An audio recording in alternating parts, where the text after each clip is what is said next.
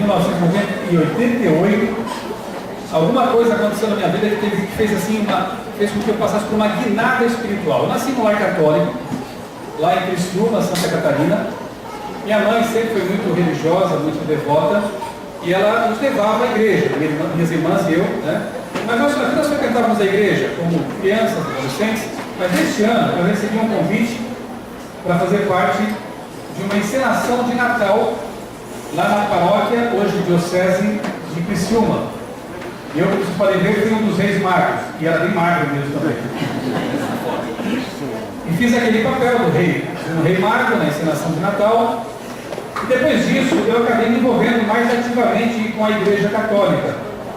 Eu fui convidado e passei a fazer parte de um grupo de jovens, nós chamávamos de Gênesis. Depois me tornei o presidente desse grupo e fui líder na igreja por um bom tempo ali. Me lembro que bem novo, ainda com 15, 16 anos, eu já estava dando cursos de comunicação em conventos para freiras, em seminários para futuros padres, né? Era um movimento assim bem intenso. E eu atribuo, na verdade, isso a uma bênção de Deus. Porque eu fui meio que protegido, né, ali na igreja, de influências negativas, né, de outras, de drogas, quem sabe, outras coisas mais que amigos meus estavam sujeitos, e eu acabei ficando ali bem envolvido na igreja, participando de encenações, de atividades na paróquia, na diocese, enfim. Agora, uma encenação em especial marcou muito minha vida naquela época. Eu devia ter lá os meus 17 anos, talvez, e no ano anterior, você sabe o que é a Via Sacra, né? A Via Cruz, a Igreja Católica costuma todos os anos, na época da Páscoa, realizar uma encenação para relembrar a paixão de Cristo. No ano anterior a este, eu havia sido um soldado, que tinha batido em Jesus. Né? No ano seguinte, me deram o privilégio de ser Jesus, então eu apanhei de soldado.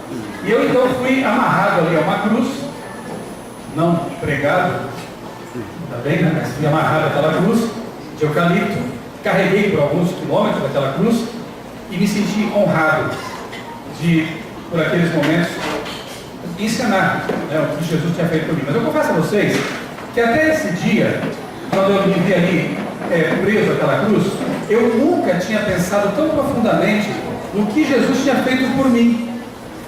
E ali naquela cruz eu comecei a meditar mesmo, pensar, puxa, mas Jesus sofreu muito mais do que eu estou sofrendo aqui, que não é sofrimento nenhum.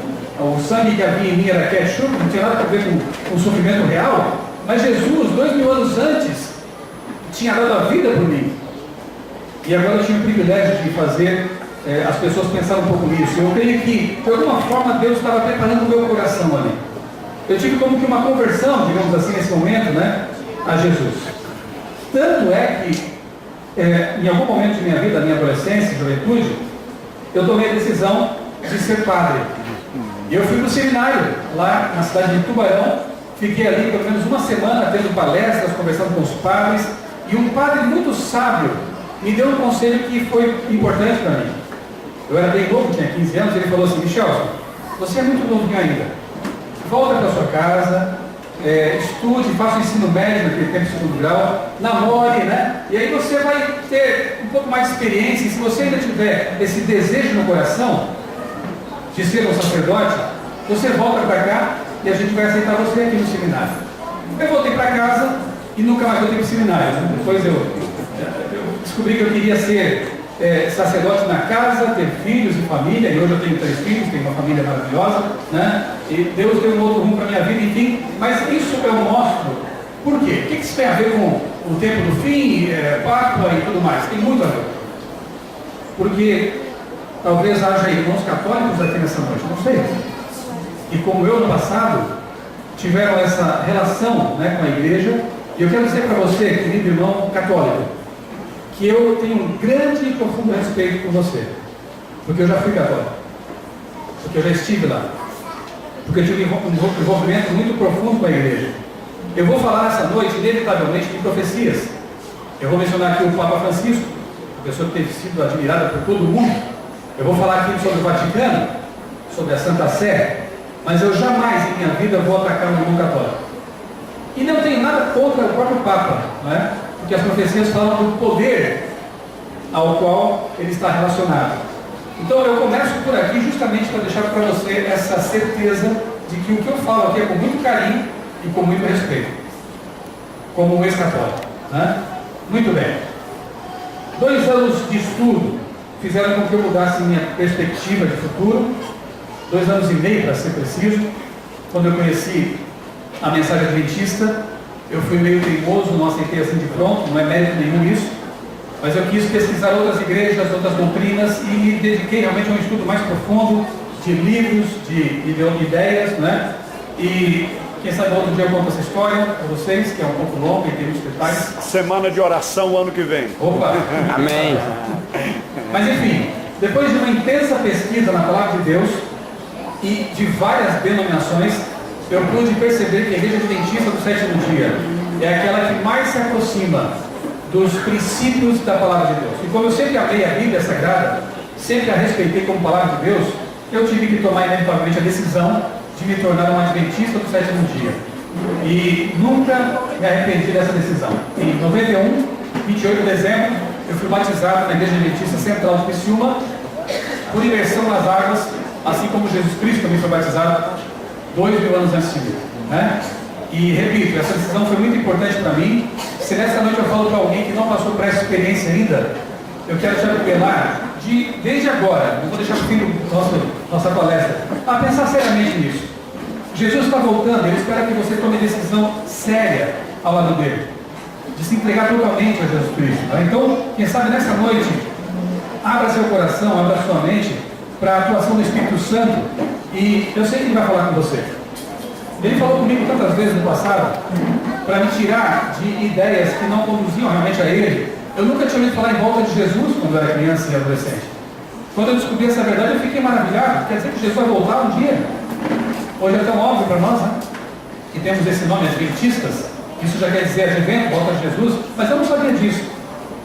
Assim como eu descobri, me apaixonei e acreditei nessa mensagem, eu espero que você também permita que Deus abra sua mente e seu coração nesta noite. Tá bom? Obrigado.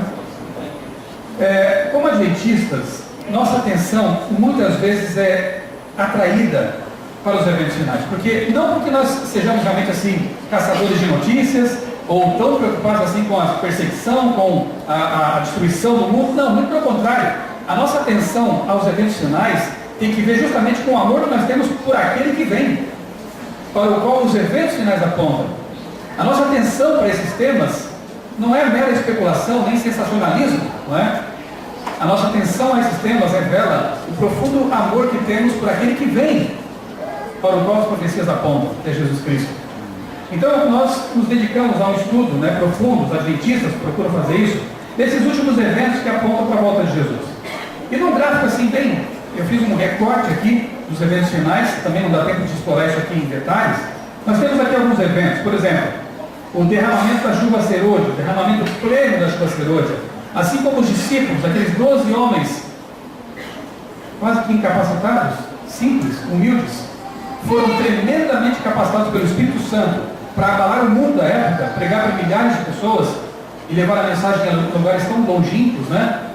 Nós aguardamos também uma capacitação especial de Deus por ocasião da chuva serôdia, porque mesmo que a nossa igreja hoje tenha 18 milhões e mais do que isso até de membros no mundo, a obra que nos está diante dos olhos é muito grande, especialmente nos países, né, que compreendem a chamada janela 1040. É difícil, mas não era menos difícil para os discípulos. Então nós entendemos que com a dotação do Espírito Santo nós poderemos avançar e terminar a obra, e temos que orar muito por isso, porque só assim mesmo vamos terminar a obra de Deus.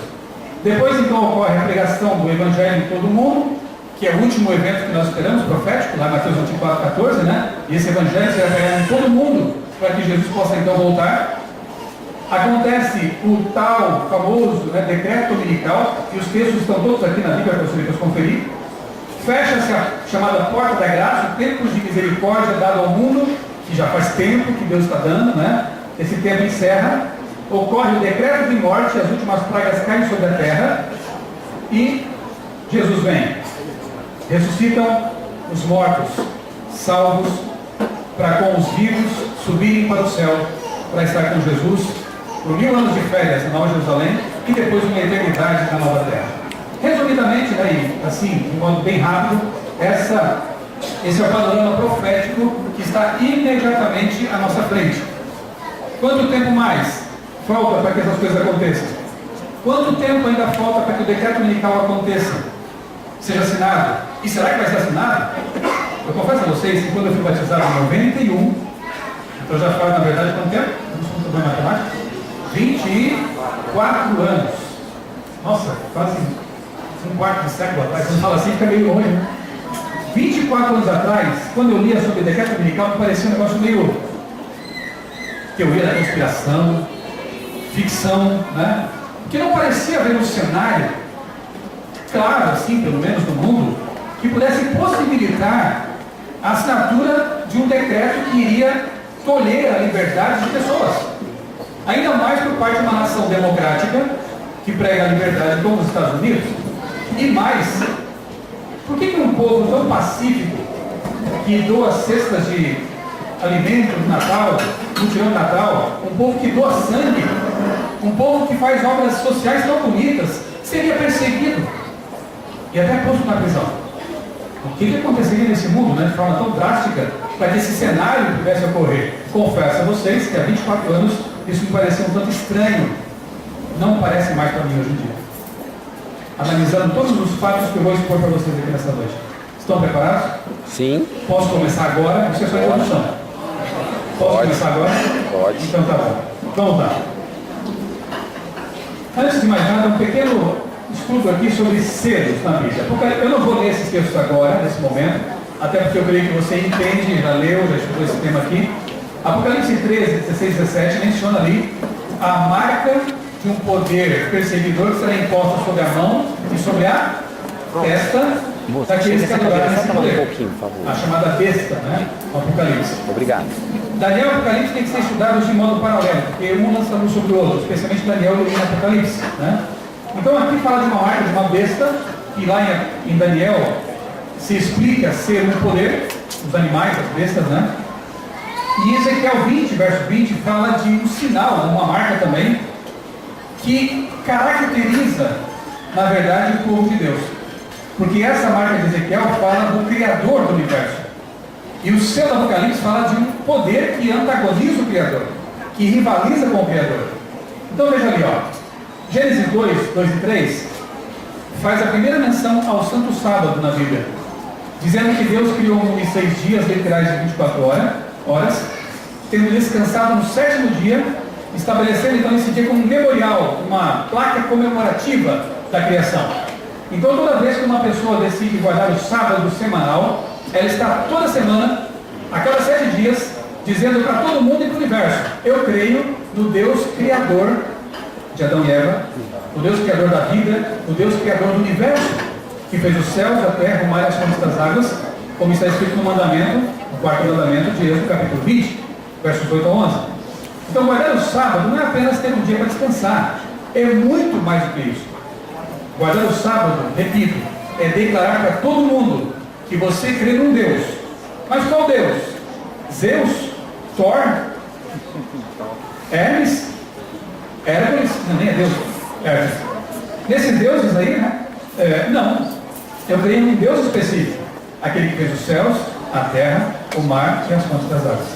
Eu creio no Deus da Bíblia. Isso diz o sábado. Então fica assim, né? Que o mandamento, o 4º mandamento, ele reforça o conceito de memorial, porque ele está ali redigido da forma como os selos antigos eram feitos, né?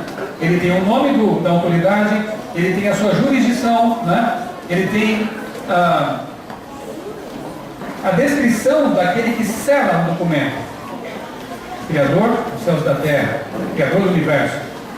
Bem, o domingo, para nós, acaba sendo um símbolo de autoridade humana. Por quê? Agora pensa comigo, tá? Algumas pessoas dizem que a marca da besta poderia ser um chip, né? Estão implantando chips por aí, né? Na mão das pessoas. Na testa não vi ainda, ficaria meio feio, né? Mas na mão alguns já estão implantando. Veja só, se o sábado é o selo de Deus, aquilo que é anti-sábado tem que ser parecido com o sábado, mas diferente dele. Como assim? Veja só, anticristo. O que é um anticristo? É um ser, um poder, que quer se assemelhar a Cristo, ter suas prerrogativas, mas ele se opõe a Cristo. Vamos pensar numa outra coisa para ilustrar. Pensa no antídoto. Você leva uma picada de uma cobra, você tem que tomar um antídoto. O antídoto é uma substância parecida com o veneno, mas ele neutraliza o veneno. Pensa na antítese. Antítese é uma ideia que se assemelha à tese, mas nega a tese. Você entendeu já o que quer dizer o anti aí, né? Então o anticristo não pode ser uma pedra, não pode ser uma nuvem, não pode ser um ar-condicionado. O anticristo tem que ser uma pessoa intrometida em temas religiosos. Por quê? Porque ele se opõe a Cristo. Cristo é um ser religioso, é o Criador. O anticristo, ele quer ser como o Criador, mas não é. E ele é um ser ligado à religião. Ok até aqui? Então, se o sábado é a marca de Deus na Bíblia, e há outros textos que permitem essa nossa interpretação, o que só pode ser o antisselo de Deus? Pode ser uma pedra? Não. Pode ser uma cadeira? Pode ser um chip? Pode ser um código de barras? Um dia não, da semana. Porque o sábado é um dia. Então o anti-sábado ou anti-selo só pode ser um dia também.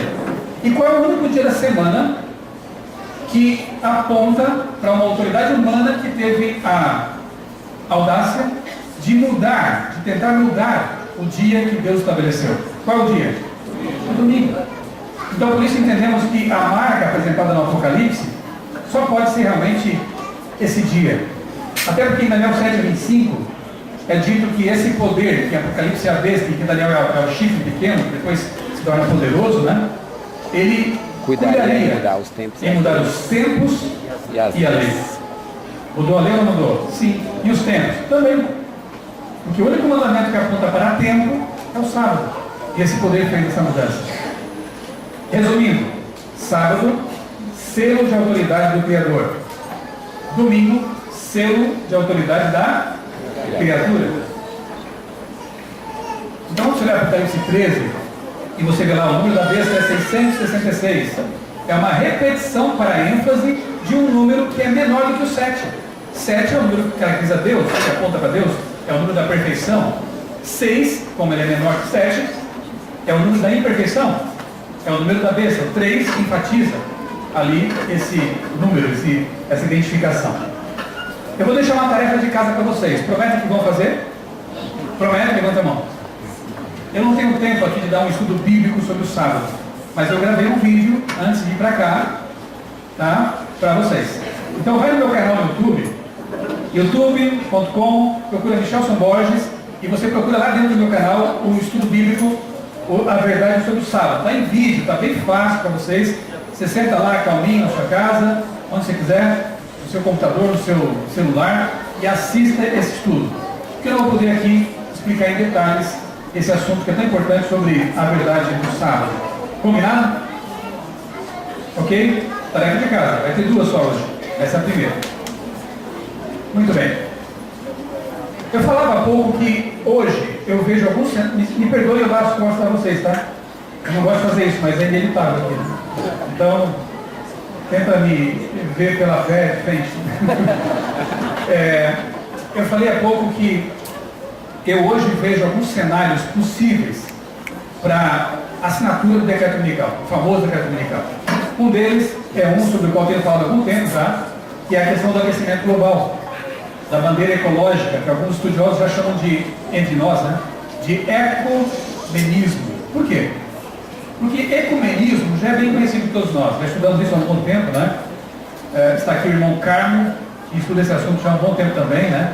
E segundo estudos dele, pesquisas dele, o ecumenismo começa com uma iniciativa até protestante, não católica, né? Isso é interessante analisar, porque 100 anos antes, uma autora chamada Ellen White já havia dito que os primeiros a darem as mãos, estenderem as mãos para o poder romano seriam os protestantes. E isso já foi feito. E está se intensificando agora, né? Então veja só, por meio desse tal de ecumenismo, que na verdade é um ecumenismo ampliado, porque ele envolve aspectos ecológicos, está sendo possível uma união sem precedentes na história. E o que isso tem a ver com o decreto dominical? Calma, já vou chegar lá. E começa por aqui, ó. Lá na Europa existe um movimento forte chamado European Sunday Alliance. É um movimento laico não é religioso. O próprio Parlamento Europeu já aceita as diretrizes que eles propõem, que na verdade não são outras senão adotar o domingo como um dia para combater o consumismo, um dia para a terra ter um tempo de descanso, para as famílias também terem um tempo, pais com os filhos. E vai me dizer uma coisa, não é bom isso aí? Não é? É bom. Lógico que é bom. Então você acha que ia ser uma ideia que ninguém apoiaria? É algo simpático, algo interessante. E repito, é um movimento laico, não é um movimento religioso. Ele só dá força ao movimento religioso. Por exemplo, o jornal The Guardian, que é o mais importante lá da Inglaterra, ele apoia um movimento chamado Slow Sunday, que é justamente essa ideia de uma solução simples para combater o aquecimento global. Qual é a proposta desse jornal, dessa campanha? De novo, repito, é reservar o domingo para você não ficar dirigindo carros, para não ficar viajando, para não ir para o shopping fazer compras. Deixa o domingo para você deixar o carro na garagem e ficar com a sua família. E se quiser, vai à igreja, né? Faça o que você quiser, mas assim, um dia mais tranquilo, um dia sem consumo de combustíveis fósseis, para evitar piorar a situação do aquecimento global. A Berlim já fez uma experiência dessa, de domingo sem carro, e a França recentemente fez isso também. E todo mundo apoia numa boa, porque é uma boa ideia, né? Ecológica, simpática, politicamente correta. Em 2011, a campanha da fraternidade da Igreja Católica teve justamente como tema isso aí, né? O meio ambiente. Fraternidade e vida no planeta. Eu estava de férias lá em Criciúma e eu recebi de um amigo esse folheto aqui da Paróquia Santa Bárbara, lá da minha cidade, falando sobre a campanha, e dentro, quando eu fui ler, eu encontrei um texto interessante que revelava o propósito dessa campanha. Olha só, vou destacar para vocês aqui. Um dos gestos concretos dessa campanha da fraternidade é reconquistar o domingo como dia do Senhor, dia de descanso, encontro da família, dia de oração em comunidade, dia de bênção, santificação de toda a criação. Aí eles citam um verso bíblico, só que devidamente editado, porque falta alguma coisa ali. Olha só. Depois de tudo feito, Deus viu que era muito bom e descansou, abençoando a obra que tinha feito. Faltou uma palavra ali. Descansou no sábado. Então, só para deixar claro que na verdade não é nenhuma viagem aqui minha, porque o folheto diz que um dos gestos da campanha era justamente reconquistar o domingo como dia sagrado. Para o povo, de modo geral, a ideia é o domingo da família, o domingo da ecologia, mas no fundo a proposta é reconquistar o domingo como o dia do Senhor. Recentemente, este ano, né, você acompanhou isso aí, o Papa Francisco lançou uma nova encíclica, documento, né, papal, com o título Laudato Si, louvado seja. E nessa encíclica, entre outros assuntos, ele volta a falar do domingo, comparando ao sábado. E você sabe que é a primeira encíclica na história que foi destinada não apenas aos católicos, mas a todo mundo. E os governantes do mundo a têm como uma espécie de documento ecológico. É muito forte isso aí. No capítulo 6, o Papa Francisco escreveu o seguinte: a participação na Eucaristia é especialmente importante ao domingo. Esse dia, à semelhança do sábado judaico, não é judaico. O sábado foi dado para Adão e Eva não eram judeus, eram seres humanos. Em Isaías 56, Deus diz assim: todos aqueles que santificarem no sábado, inclusive estrangeiros. Ele convida os povos a guardar o sábado. Isso aqui é meio estranho, né? O sábado não é judaico, os judeus tiveram o privilégio de guardar o sábado, mas o sábado é da humanidade. Mas enfim, deixa eu falar isso aqui. Ele diz que é nos oferecido como um dia de cura das relações do ser humano com Deus, consigo mesmo, com os outros e com o mundo. O domingo é o dia da ressurreição, o primeiro dia da nova criação, que tem as suas primícias na humanidade ressuscitada do Senhor. É um dia para curar relacionamentos. Na verdade, o sábado é o dia para isso. Por quê? Por exemplo, vai que eu briguei lá com a minha esposa um pouquinho, né, discutir na semana e tal, a gente fica meio assim, aí chega a sexta-feira, vai ser que não é assim, né? Chega na sexta-feira, você vai fazer o pôr do sol. E no pôr do sol ele fica abraçar as pessoas, tem que dizer feliz sábado, né? Ele cura relacionamentos. Como é que você vai entrar o sábado de briguinha? Não dá. Aí você dá aquele abraço à esposa, querida, me perdoa, né? Vamos ficar bem, vamos guardar o sábado em paz, vai dar aquele beijo, está tudo resolvido, né? O sábado é uma bênção para a família. É o dia que você pode ficar em casa com seus filhos, ou então na igreja com seus filhos, ou na natureza com seus filhos, né? Essa é a proposta. O dia já existe há 6.000 anos, mas aqui na encíclica ele tenta colocar o domingo como o dia da restauração de relacionamentos. A ideia é boa, mas o dia não é esse. Domingo é dia de trabalho, é o primeiro dia da semana, é a primeira-feira, depois é a segunda-feira, a terceira-feira, e assim vai, né? Lá no Twitter, sim, porque o Papa Francisco é altamente, não sei se ele ou sua equipe, né, mas ele é bem midiático, né? Ele tem Facebook, o Vaticano, tem o Twitter dele com milhões de seguidores, e no Twitter ele escreveu isso aqui: o domingo é o dia do Senhor, encontremos tempo para estar com Ele. A segunda frase é correta, a primeira não, infelizmente, eu tenho que discordar dele. O sábado é um dia para nós encontrarmos tempo para estar com tempo de qualidade com o Senhor. Milhões de pessoas, um dia que eu fotografei isso aqui, tinha mais de 1.500 curtidas e 890 retweets, né? Hoje deve ter milhões, né? Isso aí, enfim. Cenário 2. Além da ecologia, que possibilita realmente a assinatura de um decreto, uma lei, para que o domingo seja tido como um dia para preservar a natureza, há também a bandeira da família, que é muito importante, admitamos, né? Proteção à família. Então você vê aqui, já em 2013, se não me engano, o Papa já falava sobre isso aqui, ó, sobre a questão do lazer. E ele disse assim, ó: mais e mais pessoas trabalham aos domingos como consequência da competitividade imposta pela sociedade de consumo. Correto ou não está correto? Correto. Corretíssimo. Temos que combater o consumismo mesmo. O trabalho exagerado para ter status, não para manter a família. 2, 3 empregos, para quê? Para ter 2 carros. Não está legal isso aí. E a denúncia é boa, mas ele tem um objetivo. Além disso, não é uma denúncia pela simples denúncia. Papa Francisco defende fim do trabalho aos domingos. E aqui diz: medida benéfica para todos, fiéis ou não, argumento pontífice. É ou não é benéfico? Para ateus, para católicos, para adventistas, para budistas, mais tempo para a família. E quem apoia o Papa? Os sindicatos, os supermercados. Olha esse aqui, por exemplo, uma rede de supermercados lá do Rio de Janeiro. Não abre mais as portas aos domingos, não é a única, mas aqui achei legal porque no panfleto eles explicam o motivo por que não abre mais as portas. E dizem assim, ó: temos certeza de que investir no capital humano e na família beneficia não só nossos parceiros, funcionários, mas também a natureza e nossos clientes. Por tudo isso que nós, da Rede Avistão, tomamos a decisão de não funcionar aos domingos, por entendermos que, ali, este é o dia do encontro familiar, da religião, dia do Senhor, do lazer e merecido descanso de nossos funcionários. Parabéns para eles, né? Mas por que eu estou mostrando isso? Para mostrar que a ideia está pegando, né? A ideia é simpática, e não vai haver rejeição, né? E se houver, vai ser muito pequena. Aqui, ó: Sindicato dos Empregados de Poços de Caldas. Comerciário também é filho de Deus. Diga não ao trabalho aos domingos. Tá certo, né? A própria CUT, no seu site, traz aqui um artigo defendendo os direitos humanos e dizendo que também faz parte disso dar domingo para os funcionários, para os trabalhadores, né?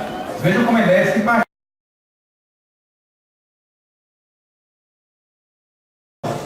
Para que o governo obrigasse, né, praticamente as pessoas a terem um domingo como dia da família. E você vê que todos eles são apresentadores debochados e tal, e ninguém questionou, né? Que isso, Maite? Obrigar as pessoas? Na boa, a ideia pegou. A ideia é simpática e ninguém mais questiona isso, né? Bom, agora vamos falar de coisas bem atuais.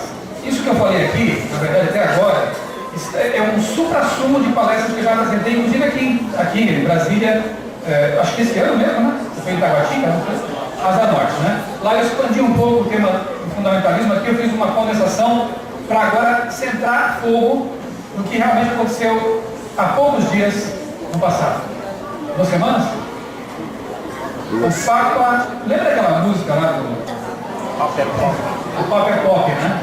Era o engenheiro do Havaí, né, que cantava essa música aí. Muito bem. Na verdade o Papa hoje é mais do que pop. Ele se referia ao João Paulo II, mas o Francisco já deixou João Paulo II lá atrás, em termos de popularidade, é algo realmente impressionante. Veja só, desde que ele foi eleito Papa, ele já visitou em 18 meses 14 países. O homem é realmente muito saudável, muito ativo, né? Brasil, Jerusalém, Coreia do Sul, Albânia, Sri Lanka, Turquia, França, Filipinas, Bósnia e Herzegovina, Equador, Bolívia, Paraguai, Cuba e agora, recentemente, a viagem mais significativa de todas que ele fez, né?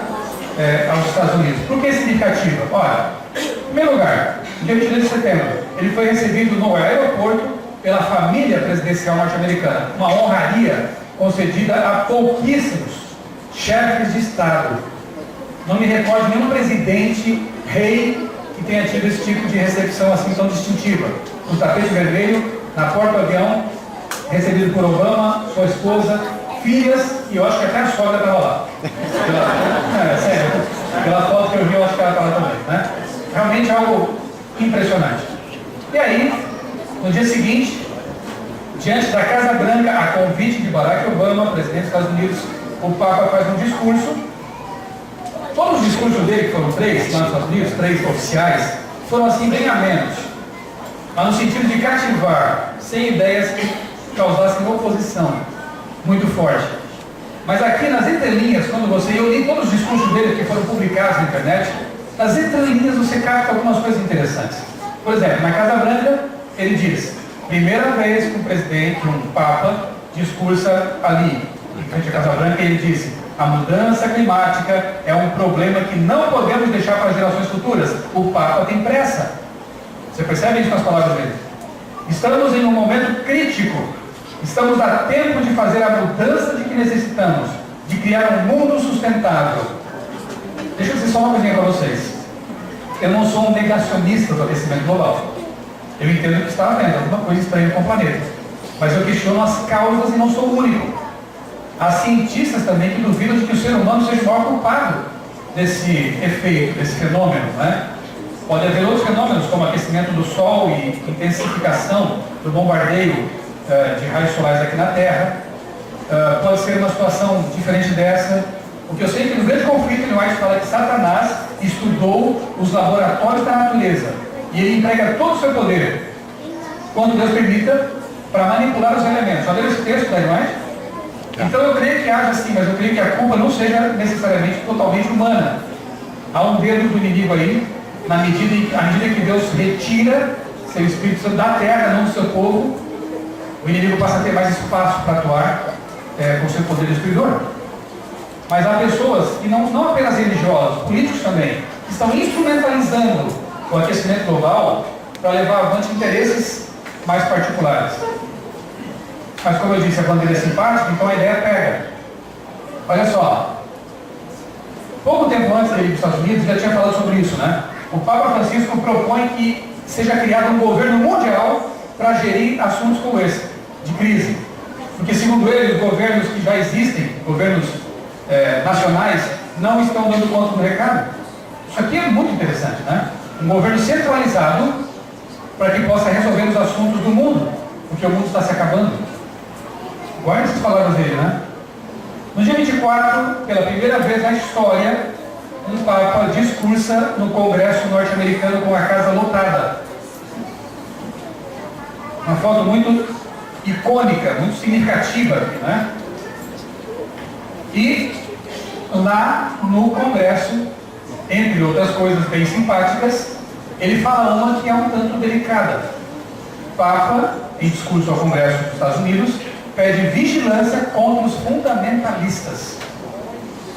Vigilância, isso é apocalíptico, bem apocalíptico, contra fundamentalistas. O que tem a ver com isso? Calma, você já vai entender. Se é que vocês não sabem. Naturalmente que na cabeça do mundo vem a ideia de terroristas islâmicos, Estado Islâmico, né? Mas a coisa é um pouco mais ampla do que isso aí, tá? Aplaudido 36 vezes em pé. Quem assistiu, eu assisti isso aí ao vivo, e você vai contando, tá? 36 vezes, né? Várias vezes foi interrompido em seu discurso ali. O presidente da Câmara, John Boehner, chorou durante o discurso. Ficou emocionado. toda a terra se maravilhou. Eu já li isso em algum lugar. Muito bem. Logo após o discurso, ele vai até o parapeito ali, a varanda do Capitólio, como se fosse a janela de sua casa no Vaticano, e faz uma oração. God bless, né, America. Deus abençoe a América. É a primeira vez em que um Papa abençoa a nação protestante dos Estados Unidos, diante de uma multidão muito maior do que a que está lá fora, aqui dentro, com certeza, né? E estava ali então uma cena também realmente muito significativa. Dia 26 de setembro, o Papa vai à ONU e discursa para líderes de 193 países reunidos numa casa nunca tão lotada como nessa ocasião. Outra cena tremenda, né? Lá está ele, e ele fala nesse discurso aí sobre a necessidade de se deixar de lado ideologias e procurar o bem comum. Isso é interessante. Vamos deixar de lado ideologias, ideias particulares e vamos buscar aquilo que é comum a todos. Claro que parece realmente algo bom, bonito e interessante, mas isso é delicado também. Porque as pessoas têm suas liberdades, não tem? De pensar diferente, de ter ideias diferentes, mas agora a ideia é unir todo mundo no mesmo pensamento, porque o risco de nós nos distinguirmos é muito grande. Aplaudido também lá, na ONU. 27 de setembro de 2015, tudo em sequência, o Papa profere um discurso em frente ao Independence Mall, na Filadélfia. Sabe o que esse prédio aqui tem de significativo? Em 1787, foi assinada ali a Constituição dos Estados Unidos. É uma casa de leis. E diante daquela casa de leis, na frente da qual foi assinada uma Constituição que fala de liberdades, ele diz o seguinte: não há futuro sem leis a favor das famílias. Nada é por acaso. Sempre há uma intencionalidade. E nós sabemos o que significa quando o Papa diz que é preciso criar leis para salvar as famílias. Falamos agora há pouco. Qual é uma das propostas do Vaticano para que a família seja preservada? Fazer o quê? Ter um dia da família. E ele vai ali em frente ao Independence Mall e diz: nós temos que ter leis em favor da família, senão não vai ter futuro para a humanidade. Então veja só que interessante essa pré-conclusão.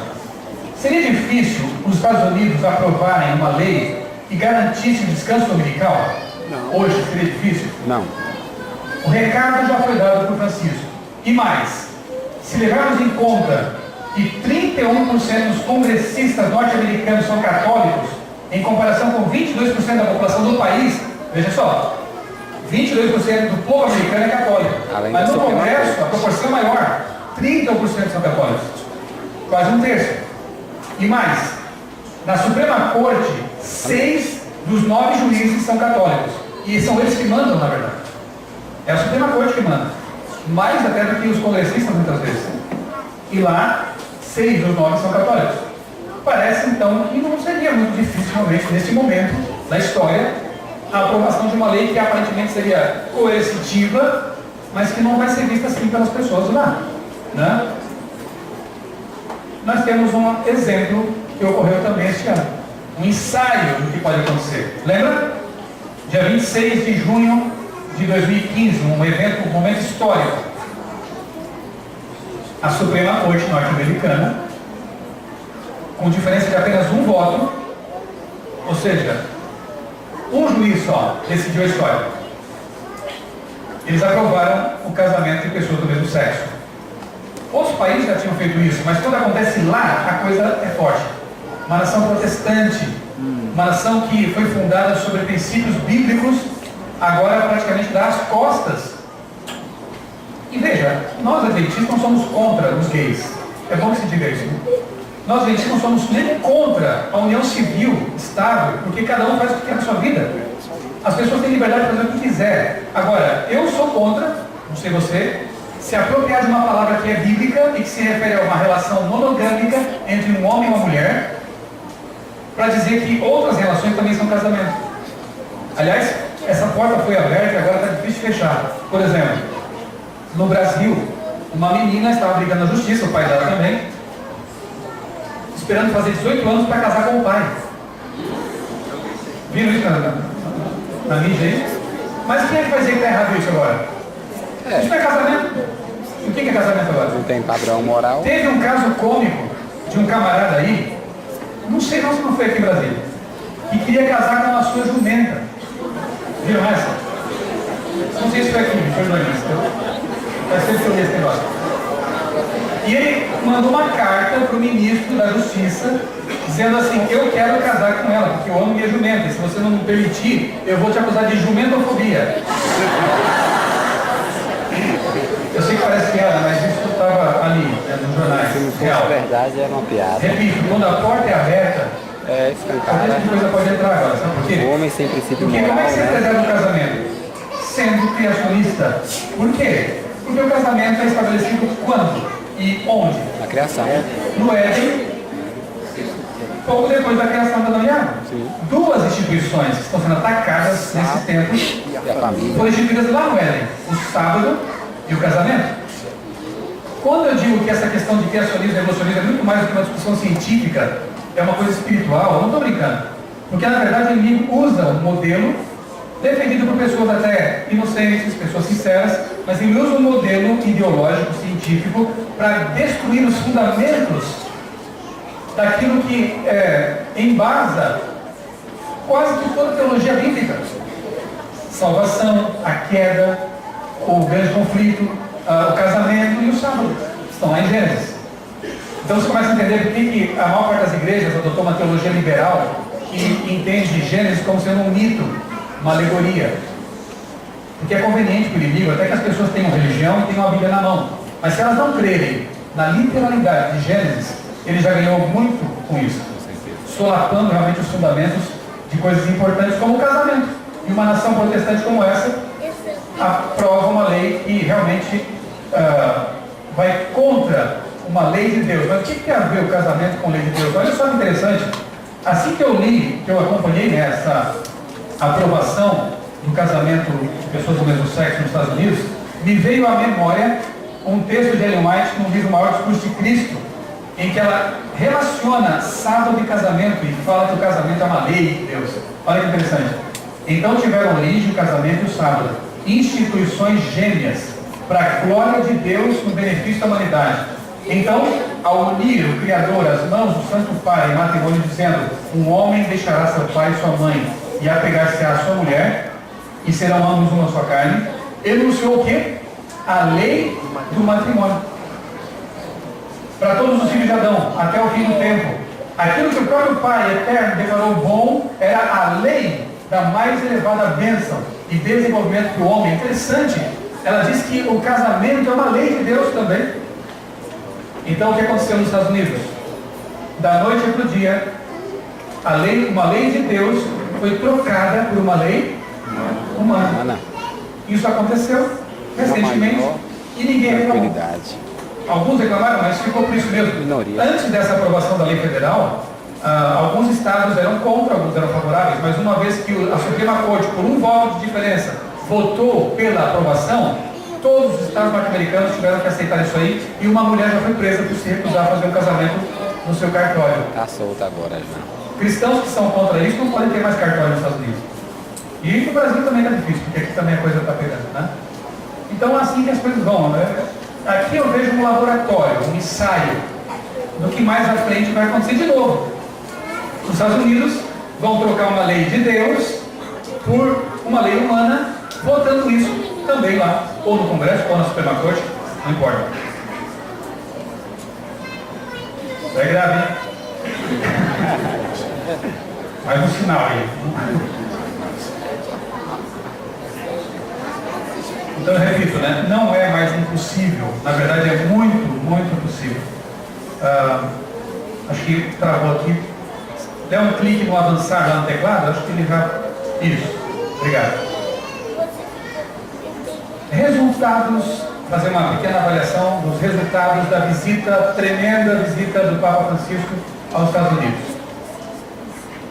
Acompanhando pela mídia americana mesmo, tá? Huffington Post, na seção de política, trouxe uma matéria interessante. O Papa Francisco quer ser presidente do mundo. E vai ser. Foi uma brincadeira do articulista, ele falou assim, ó, Isso não é realmente um trabalho, uma ocupação real, mas ele está buscando liderar e conduzir uma conversação global. Ele quer ser uma espécie de articulador do mundo, dos líderes, né, no sentido de buscar essa união aí. Não é mais religioso, não são mais religiosos que estão analisando isso agora. É a imprensa secular que está enxergando coisas que talvez alguns religiosos não enxergam ainda. Aqui, é do mundo. América proclama Francisco líder moral planetário. Interessante, né? Folha de São Paulo. Politicamente, Francisco tenta se mostrar um pai para todos. Essa matéria chamou a atenção. Quem escreveu? Rubens Recupero, ex-embaixador do Brasil nos Estados Unidos. E ele diz assim, ó, entre outras coisas: que outro líder mundial seria capaz, em uma semana, de conquistar o homem da rua e os poderosos de dois países opostos em tudo, como Cuba e Estados Unidos? Quem seria capaz disso? Qual é o segredo de Francisco, única pessoa que consegue ser aplaudida por 193 países da ONU e escutado com respeito pelo mais polarizado e rancoroso congresso da história americana? Em meio a um deserto de líderes, de políticos medíocres, sem grandeza, que erguem muros contra a gente desesperada, ele, Francisco, brilha com a consciência moral da humanidade. Isso é forte. Fortíssimo. Vindo de um embaixador, ex-embaixador político, né? Isso é muito forte. Papa Francisco: Estados Unidos podem curar feridas abertas no mundo. Eu já li sobre isso em algum lugar também. Ferida mortal curada. Curada por quem? Pelos Estados Unidos. Mas isso é muito interessante. Você vai para casa agora, abra sua Bíblia e leia Apocalipse 13, por favor, junto com Daniel capítulo 7. E lembre de tudo que eu falei nessa noite aqui. Não acabou ainda, calma. Mas assim, é outra tarefa importante para você. E se você que está me ouvindo aqui, ou lá nesse vídeo, né, não conhece essas profecias, por favor, peça para um adventista que conhece bem a Bíblia estudar com você esse assunto. É muito importante. Não dá mais tempo de brincar, né, com essas coisas. Christian Today. De Anticristo a irmão em Cristo. Como os protestantes, pastores protestantes, veem o Papa. O que aconteceu? Mudou a visão deles? Sim. De Anticristo a irmão em Cristo. E diz assim a matéria aqui: quase 4 em cada 10 pastores americanos protestantes dizem que o Papa, conhecido por sua humildade e preocupação com os pobres, tem tido um impacto positivo sobre suas opiniões a respeito da Igreja Católica. Estão mudando sua forma de ver. Aliás, o Tony Palmer, o bispo anglicano, antes de falecer, já dizia: o protesto acabou. O protesto acabou. Ficou no passado. O Papa já se reuniu também com os valdenses, lá no Piemonte, na Itália. Pediu perdão, eles pediram perdão, está tudo certo, está tudo resolvido. Tem muito, se eu acreditasse na imortalidade da alma, eu ia dizer que tinha muito reformador se revirando na sepultura agora. Lutero, Calvino, os valdenses que foram queimados lá nas fogueiras, né? Não estou dizendo que não deve haver perdão. Claro que não, não é isso. Mas também não dá para pôr uma pá de cal em milênios de história e perseguição, assim como se de repente tudo tivesse resolvido, né? A coisa mais complicada. E mais ainda, levando em conta que na verdade a Igreja Romana não mudou. Não mudou. A Bíblia mostra isso, quando coloca ali a besta como um ser que é um leopardo, e a Bíblia mesma diz que pode um leopardo mudar as suas manchas? Não.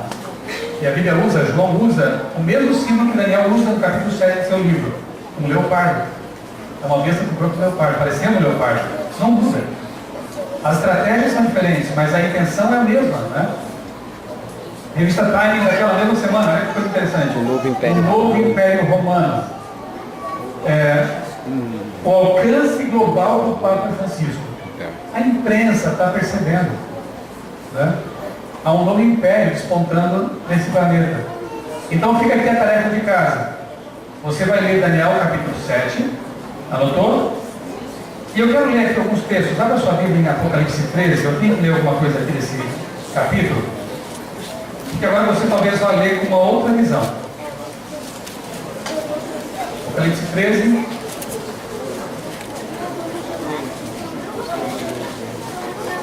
Você conhece bem esse capítulo, mas talvez nunca tenha lido levando tão a sério como a gente quer que você leve agora. Porque ele diz assim: viu uma besta que saía do mar. Você sabe que mar representa multidões, nações, povos. Então essa besta, esse poder, ele emerge de uma região densamente povoada. Tinha 10 chifres e 7 cabeças com 10 coroas. Esse 10 ele aponta claramente para os 10 dedos da estátua, os 10 reinos lá de Daniel capítulos 7 e 8 também. É a mesma simbologia, os paralelos são muito claros com Daniel.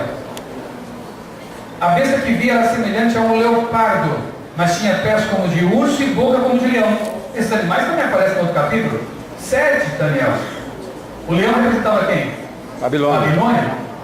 O urso representava quem? Medo-Pérsia. E o leopardo? Grécia. Então ele faz uma associação clara com reinos que perseguiram o povo de Deus. Mas ele enfatiza o leopardo, porque a besta parecia um leopardo. Por que será? Vamos comentar daqui a pouquinho.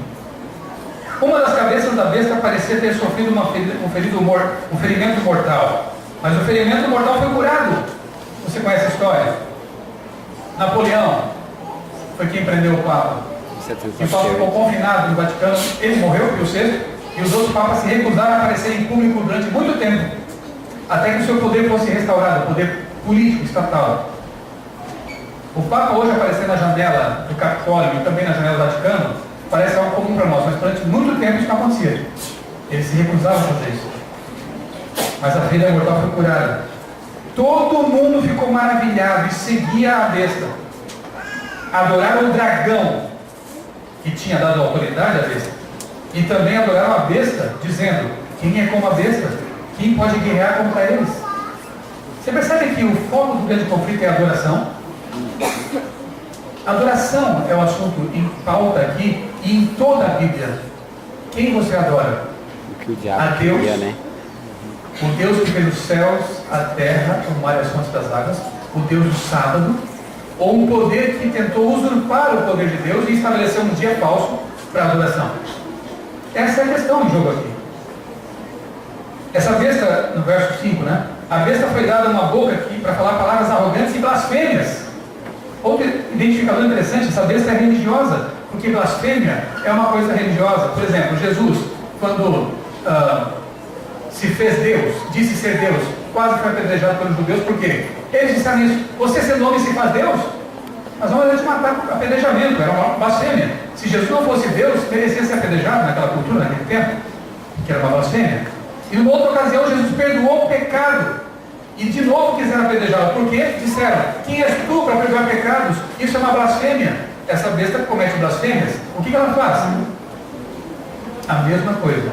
Só que ela não podia fazer, porque ela não é Deus. Ela quer se colocar como Deus no mundo e quer até perdoar pecados. Está difícil entender? Amaldiçoou o seu tabernáculo. Essa besta tinha esse poder. Atacou o santuário celestial. De que forma? Tentando manipular, deturpar a verdade do santuário, tirando de Cristo, não que ela possa fazer isso, né? Mas a intenção é essa: tirar de Cristo a intercessão e colocar em seres humanos a intercessão, porque o santuário tem que ver com intercessão. Ela também fez isso. E o texto vai seguindo, né? Todos os habitantes da terra vão adorá-la e vão receber a marca, aqueles que conscientemente tiverem entendimento do assunto e ainda assim insistirem em seguir a besta. Ninguém recebeu a marca dela até hoje ainda. Que essa questão ainda vai ganhar vulto. Essa questão vai ser discutida na mídia, assim como foi o casamento homossexual.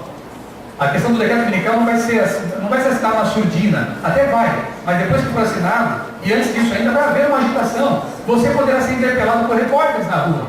Você é dentista? Vem cá, fala para mim, que história é essa? Como alguém lá também já está passando por isso. Já vou falar dele também. Sim. E assim, depois fala da segunda besta, que vai apoiar a primeira. A segunda besta vem da terra, local não muito povoado. Ela surge lá no continente, no local não povoado, mas ela vai dar toda a força civil, poder político estatal para a primeira besta, a ponto de fazer com que a terra, as pessoas, recebam essa marca. Porque a primeira besta não tem poder político para impor nada, mas a segunda besta, Estados Unidos, essa tem poder político. E essa aliança vai acontecer no futuro, cremos, muito próximo. Por favor, assista essa palestra aqui no meu canal, Daniel capítulo 7. Ali eu explico com mais detalhes esses animais, esses símbolos e tudo mais. Olha que texto interessante, né, mais? Há 100 anos, ela escreveu algo que era um absurdo naquele tempo, mas que hoje é plenamente cumprido, né?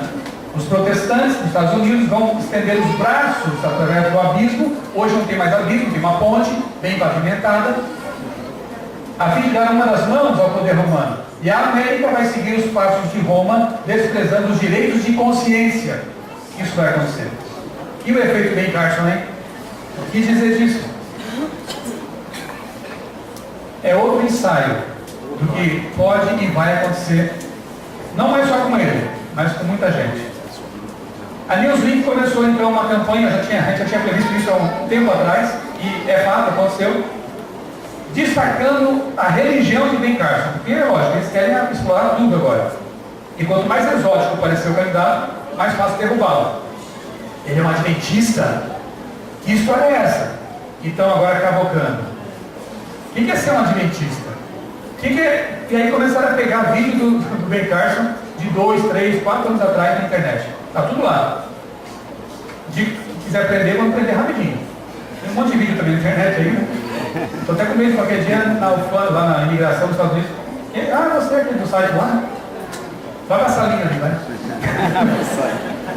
Já falei com minha esposa. Fica preparado. Por dentro da religião de Ben Carson, da fé religiosa dele, CNN. Deumic, como que Ben Carson pode ser ao mesmo tempo incrivelmente inteligente e tão espetacularmente estúpido? Espera lá, gente.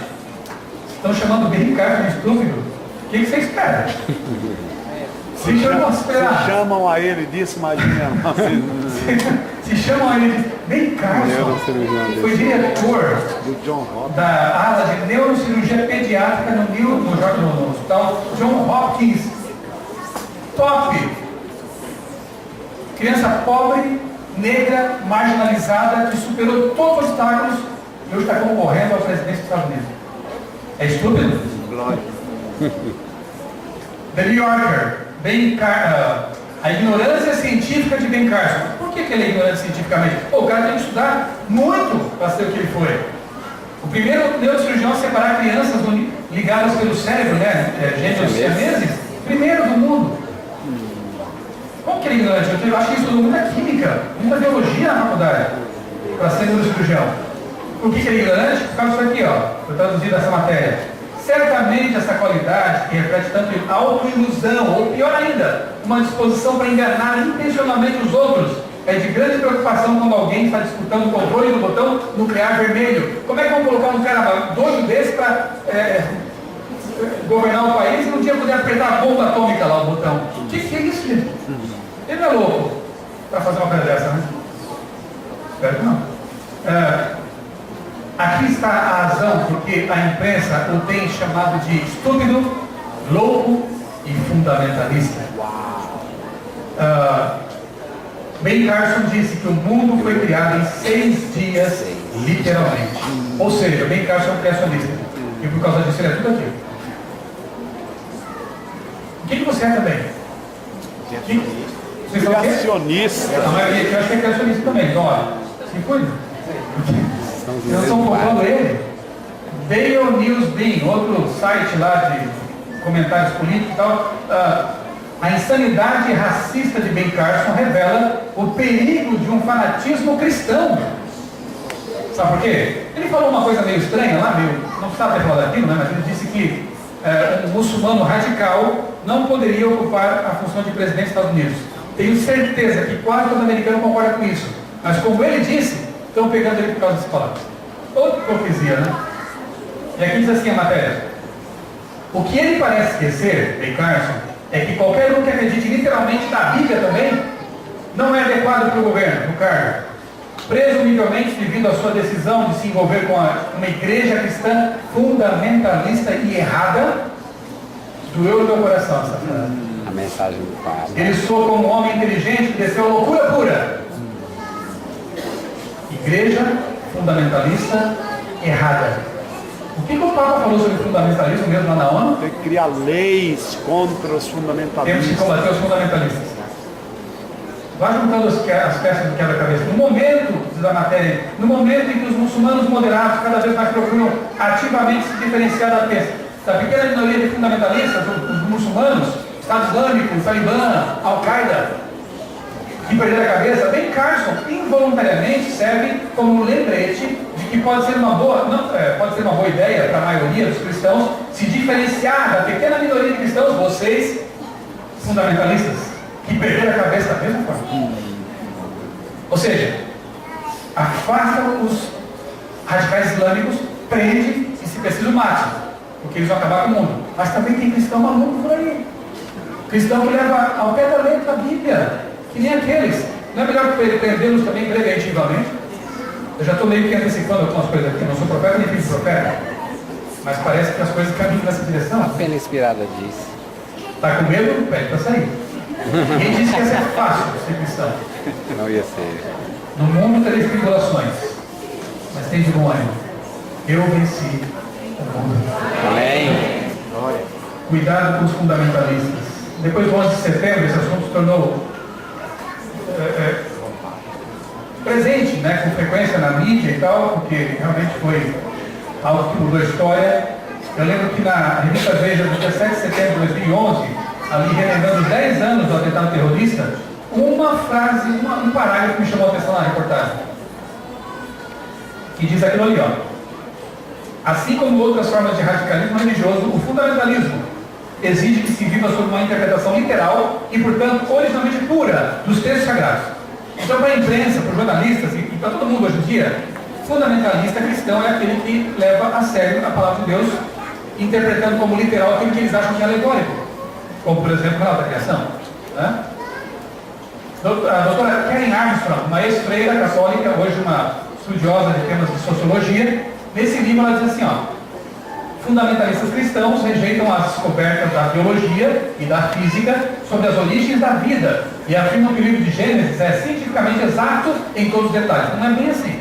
Eu não rejeito as descobertas da biologia e da física. Eu sou criacionista, mas ela tentou aqui meio que deturpar mais um pouco a coisa.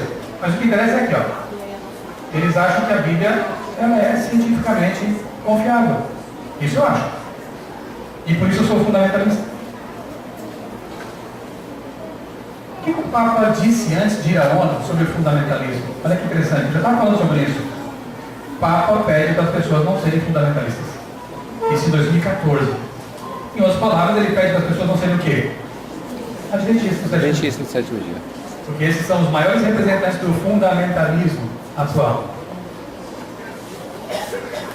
Em discurso no Congresso, repetido para você relembrar, o Papa pediu o quê? Vigilância contra fundamentalismos. E o plural aqui mostra que não é só islâmico. Vigilância. Quem são então os fundamentalistas? Eu vou aqui rapidinho citar um livro é da Paulinas, é de um teólogo católico, e quando eu comprei esse livro e li, fiquei realmente assim, abismado com o fato de que eles sabem quem são os adventistas. E às vezes mais do que os nossos membros. Querem ver? Olha o que diz o autor aqui. Um dos autores, né, que escreveu um capítulo sobre os adventistas. O criacionismo não consiste na sobrevivência de uma cosmovisão pré-científica. Ao contrário, trata-se de um fenômeno moderno ligado primariamente a quem? Aos adventistas e ao fundamentalismo cristão norte-americano. Um livro oficial católico. Você sabe quem foi esse homem aqui? Deixa eu botar para você não colar. Foi o primeiro fundamentalista no Brasil. Primeiro criacionista, né, escrever, não primeiro criacionista, primeiro a publicar uma obra em 1919. E o primeiro batizado adventista no Brasil. Quem foi? Quem foi? Stein. Não falei que você sabe menos que os católicos? Agora só. Guilherme Stein Jr. Olha o que ele fala no livro católico sobre ele. A história do criacionismo no Brasil está fortemente vinculada à Igreja Adventista do Sétimo Dia. A primeira obra brasileira que tratou do assunto do criacionismo foi publicada em 1919. Seu autor, Guilherme Stein Jr., foi o primeiro adventista brasileiro, na verdade, o primeiro adventista brasileiro batizado no Brasil. Eles sabem, conhecem nosso DNA, conhecem nossa história. E aqui vai comentando mais sobre isso e tal, mas eu quero mostrar agora o seguinte, rapidinho. Na verdade, a execração dos criacionistas já tem sido feita na mídia brasileira e internacional há algum tempo. Eu tenho acompanhado isso ao longo de 20 anos já de que eu me tornei criacionista, né? E tenho isso aqui tudo guardado, arquivado, com uma pesquisa minha. Em 99, a revista Isto É, publicou uma matéria dizendo que quem cria na semana da criação é uma bobagem sem tamanho. Então o criacionista é bobo para eles. Depois a Galileu, nessa matéria de capa, a primeira vez que uma matéria de capa trata do assunto do criacionismo, diz que os criacionistas são fundamentalistas. Já em 2001, é porque eu estava distraído na época. E porque essa palavra na época não tinha essa conotação pesada que tem hoje. Mas lá já chamavam a gente de fundamentalista e de movimento populista anti-intelectual. Quem que é anti-intelectual? É burro. Então você é bobo e burro também. Sabe nada.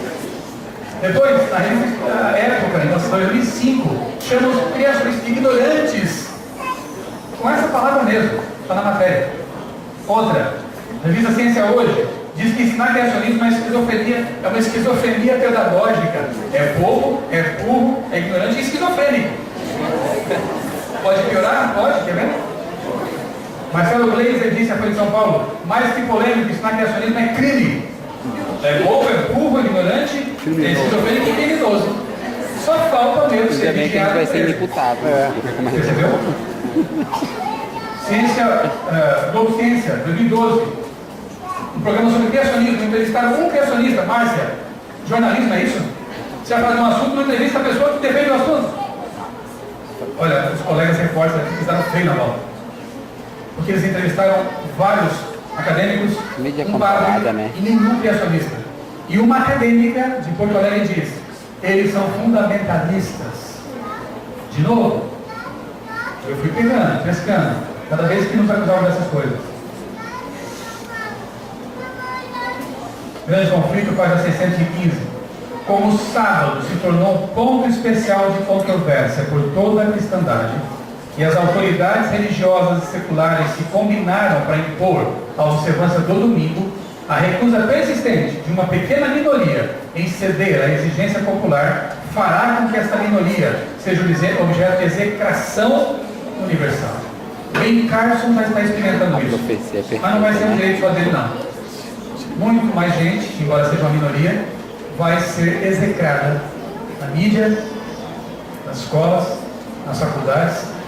Alguns já estão passando por isso, né? Mas a coisa vai ficar mais complicada. Se alguns não resistem à prova hoje, em tempos de relativa paz, como vai ser daqui a pouco, né, irmão? Será que Deus está nos chamando para uma reconsagração mesmo? Para uma entrega total do coração, para que a gente possa suportar essas provas, como os nossos antepassados, discípulos enfrentaram? Se preciso for morrer pela causa de Deus, por Deus, pela verdade. Eu creio que não está mais em tempo de brincar de ser adventista, de brincar de ser cristão. Nós precisamos realmente agora levar a sério tudo que a gente crê, tudo que a gente aprendeu por tanto tempo que está acontecendo agora realmente diante dos nossos olhos. O Vaticano aprovou ano passado a intervenção militar contra o Estado Islâmico, dizendo que isso é uma guerra justa. Se é para combater fundamentalista, pode atirar bomba. Primeira vez na história que o Vaticano faz isso. E o Obama, na ONU, dia 29, pouco depois do Papa passar por lá, disse isso aqui, ó.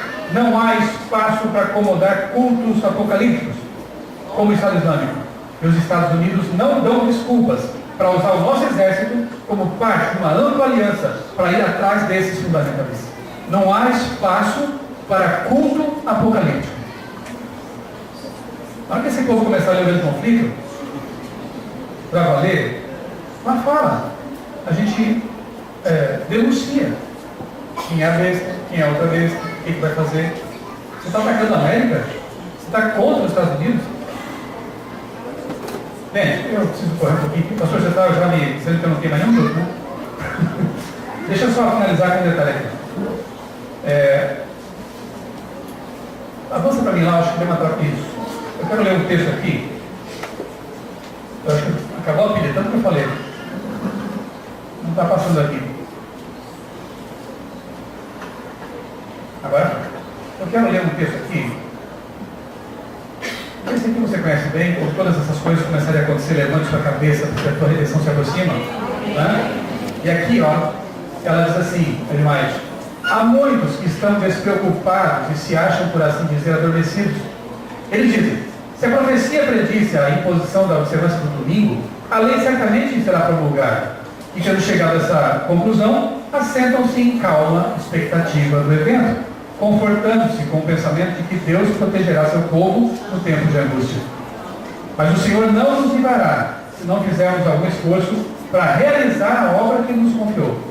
Como fiéis atalaias, vocês devem dar o aviso ao ver a espada, vem a espada, para que homens e mulheres pela ignorância não sigam um rumo que evitariam se conhecessem a verdade. Eu louvo a Deus, porque há 20 e poucos anos, um jovem adventista teve coragem de mostrar para mim que eu estava sinceramente enganado. Eu louvo a Deus porque um dia essa mensagem me alcançou. E eu não precisei viver na ignorância, tendo uma verdade tão maravilhosa diante de mim. Quantas pessoas passam por tua vida? Do lado do ônibus, do seu lado, no avião, na escola, no trabalho, e estão ali sinceras, fazendo a vontade de Deus, tanto quanto elas podem fazer, mas sem conhecer o que vai acontecer, sem saber aquilo que você sabe. Será que está em tempo de a gente deixar as pessoas passar, sem dizer nada, sem entregar um folheto, um livro? Não dá mais. Eu espero que Deus coloque no teu coração um senso de missão, porque o tempo é curto, nós vamos ter que fazer em pouco tempo o que deixamos de fazer em muito tempo. Que o Espírito Santo de Deus realmente seja enviado para cada coração aberto, para que nós possamos ter esse poder de Deus e terminar essa obra que foi começada com tanto suor, tantas lágrimas, tanto sangue, que a gente realmente se compenetre essa importância, da importância de fazer o que temos que fazer, para que pessoas não pereçam sem conhecimento da verdade. Deus abençoe você. Eu espero que você tenha percebido realmente que o tempo é próximo, Jesus está voltando. Tudo isso, na verdade, aponta. Põe para mim a última tela lá, porque na verdade, avança para mim lá, por favor. Eu quero voltar uma só. Volta uma para mim lá, por favor.